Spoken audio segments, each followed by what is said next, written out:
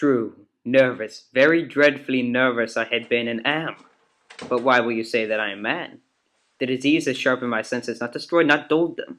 Above all was a sense of hearing acute. I heard all things in heaven and in the earth, and I heard many things in hell. Then how am I mad? Hearken and observe how healthily and how calmly I can tell you the whole story. It is impossible to say how first the idea entered my brain, but once conceived, it haunted me day and night. Object there was none, passion there was none. I loved the old man. He had never wronged me. He had never given me insult. For his gold I had no desire. But yes, it was this. He had the eye of a vulture, a pale blue eye with a film over it. Whenever it fell upon me, my blood ran cold, and so by degrees, very gradually, I made up my mind to take the life of the old man, and thus rid myself of the eye forever. Now this is the point. You fancy me mad. Madmen know nothing. But you should have seen me. You should have seen how wisely I proceeded, with what caution and what foresight, with what dissimulation I went to work. I was never kinder to the old man than during the whole week before I killed him. And every night about midnight, I turned the latch of his door and opened it, oh so gently. And then when I made an opening sufficient for my head, I put in a dark lantern, all closed, that no light shone out. Then I thrust my head. Oh, you would have laughed to see how cunningly I thrust it in. I moved it slowly, very slowly, so that I may not disturb the old man's sleep. It took me an hour. Who's that? I kept quite still and said nothing. For a whole hour I did not move a muscle. And in the meantime I did not hear him lie down. He was still sitting up in the bed listening, just as I have done night after night, hearkening to the death watches in the wall. Oh, it was nearly the wind in the chimney.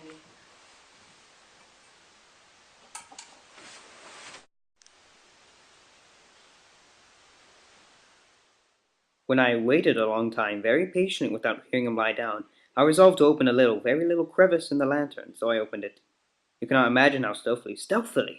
It caught the end of a simple dim ray, like a thread of a spider shot from the crevice, and fell upon the vulture eye. It was open, wide open, and I grew furious as I gazed upon it. I saw with perfect distinctness. The old man's hour has come. With a loud yell, I threw open the lantern and leaped into the room. He shrieked once only, and in an instant I dragged him onto the floor and pulled the heavy bed over him. I then smiled gaily to find the deed so far done, but for many minutes the heartbeat went on with a muffled sound. First of all, I dismembered the corpse. I cut off the head and the arms and the legs.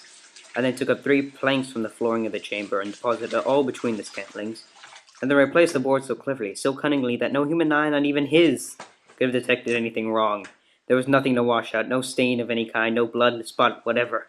I had been too wary for that. The tub had caught it all. When I made the end of these labors, it was 4 o'clock, still dark as midnight, as the bell sounded the hour. There came a knocking at the street door. I went down to open it with a light heart. What had I now to fear? There entered a man who introduced himself with perfect suavity as an officer of the police. A shriek had been heard by the neighbor during the night. Suspicion of foul play had been aroused. Information had been lodged at the police office, and they had been deputed to search the premises. For what did I have to fear? I bid the gentleman welcome. The shriek, I said, was my own dream. The old man I mentioned was absent in the country. I took my visitor all over the house, and bade him search well. I led him at end to his chamber. I showed him his treasure, secure, undisturbed, in the enthusiasm of my confidence. I brought chairs into the room and desired them to rest his fatigues, while I myself, in the wild arcade of perfect triumph, placed my seat upon the very spot beneath which reposed the corpse of the victim. The officer was satisfied. My manner convinced them. I was singularly at ease.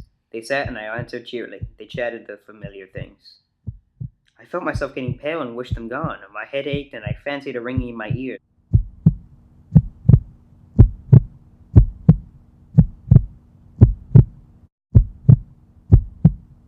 Villains, this is stumble no more. I admit the deed. Here, tear up the floorboards.